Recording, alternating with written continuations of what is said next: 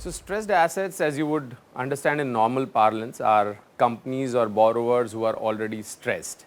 And there is a legal definition or a regulatory definition for a stressed asset.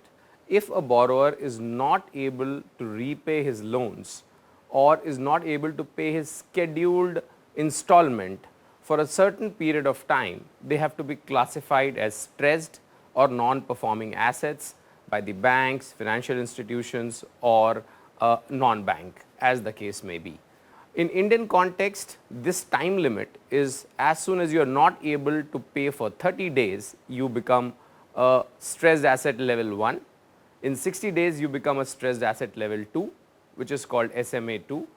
And after 90 days of not paying from your regulatory required installment date, you become a non-performing asset in the Indian context.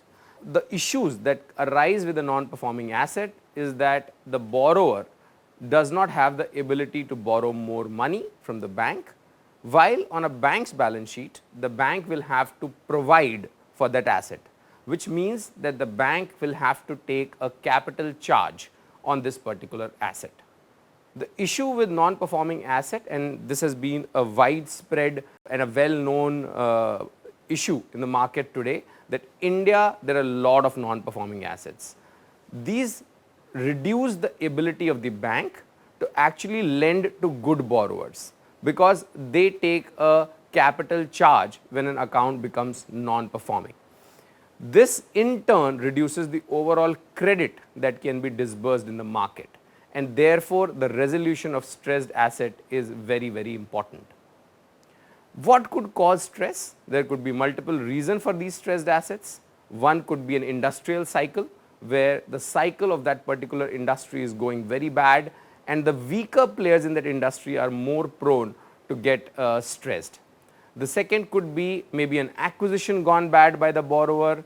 The third could be working capital expansion which is not funded, so on and so forth.